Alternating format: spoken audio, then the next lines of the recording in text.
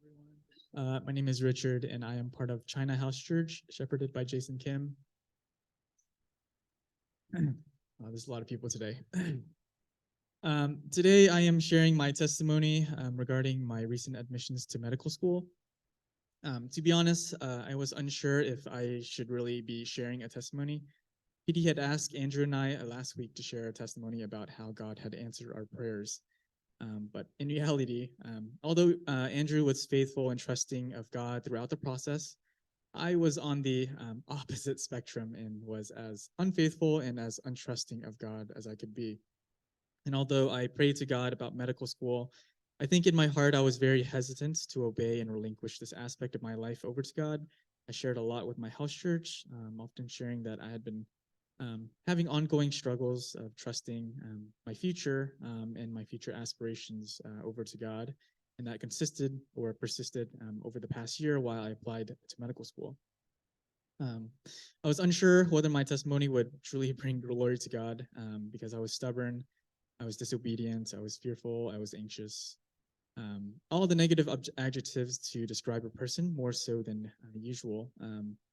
However, when I reflect back on this past year and my journey until now, I believe that everything happened in accordance to God's will and God's timeline. And I hope that sharing my testimony would uplift those who are in similar situations and are also waiting to hear from God. I don't want to dive too much into my medical school aspirations, but I graduated back in 2015 and pursued some interest in research for a few years before ultimately deciding to pursue medicine as a future career and aspiration. However, because applications were difficult and getting more competitive each year, I felt that I needed to make necessary sacrifices to achieve my goal. Some of you may know, I moved from the Houston area to the Dallas-Fort Worth area about 2 years ago to complete a one-year master's program in Fort Worth. And after completing that program in May of 2021, I had a decision to make whether I should stay in Dallas-Fort Worth or move back to Houston. Fortunately, God had blessed me with a great job after graduating as a medical assistant at a private dermatology clinic where I was both able to sustain myself financially and stay here in Dallas, while also gaining valuable experience in a clinical setting and working closely with patients and medical staff. This quickly brings us up to pace to this past year when I applied to medical school. To be honest, unfortunately, between finding housing, starting a new job, and general fatigue from transitioning from academics and a school setting to a true work life, I struggled to find the time and energy to work on my applications, ultimately submitting my applications quite late in the application cycle. For context, typically you would want to submit your applications in about June for Texas schools and around June and July for out-of-state schools to be considered early or on time. I submitted my applications in August and October, throughout October. So feeling the angst and stress and anxiety of an incomplete application around August, I took a brief hiatus from church and house church to work on my applications. I worked throughout the day, ate dinner when I got home, slept immediately, and then woke up in the middle of the night and work on my applications until it was time to work again.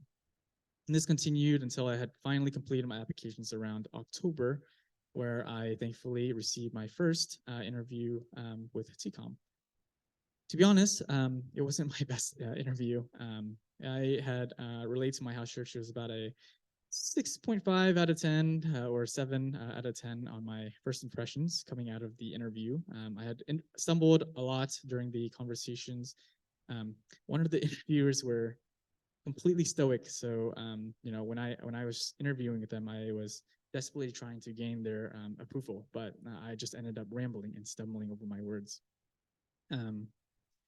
So I was initially encouraged by the quick interview invite and the quick turnover in October. Since I had just finished my applications, I had gotten an interview and look forward to the coming months expectantly for more interviews to come once my application was seen and processed by different admissions committees for different schools. However, as weeks turned into months of radio silence from every school, I was completely discouraged and drained of all hope. Reflecting on my relatively poor interview day combined with disappointing 0 incoming interviews without the application cycle as it was winding down, I withdrew from church and house church altogether for a second time in April, in February. To be honest, it was one of the lowest points in my life where I'd weighed all my self-worth and self-esteem on the success of my application cycle. I had wrestled with a lot of thoughts and ultimately had ignored any type of communication from friends or family or house church member, every call, every text, every notification. But thankfully, with the prayers, patience, support, and encouragement from Pastor Daniel, my house church members, and friends, I was able to overcome my intrusive thoughts and return to church. Eventually, match day came around. So match day comes in around March for Texas schools. So for those who are unaware, for medical school applications in Texas, students rank the schools that they receive interview invites from numerically, and medical schools do the same with the students they interview. Obviously, I had one interview, so it was very easy to rank it. I went to work as normal and incessantly checked my email throughout the morning until match results were released. And unfortunately, I had failed to match and was placed on the wait list. I remember feeling so discouraged and defeated. Nothing seemed to be going the way I expected it to. A week after match day, Pastor Daniel asked me to join him for lunch and had shared a passage to me that came from James 5:7, which reads, "Be patient, therefore, brothers, until the coming of the Lord. See how the farmer waits for the precious fruits of the earth, being patient about it until it receives the early and late rains." I was initially encouraged and held true to the belief that there may be movement on the wait list and that the promise of late rain would come. But again, as before, days had turned into weeks and weeks had turned into months. And before I knew it, I had eventually given all hope for the application cycles, considering the previous year waitlist movements were pretty absent. Instead, I went on a third minor hiatus to work on my applications, on my essays, to ensure that my application for this coming cycle, for this next year, would be successful and be submitted on day one. So all the way from match day, which is the first week of March, all the way until May 5th, about 5 days before the opening of the upcoming application cycle, I had prepared to reapply for the upcoming year. I had all my essays ready. I had all my recommendations letters ready. And I had all my transcripts submitted. So I was ready to reapply.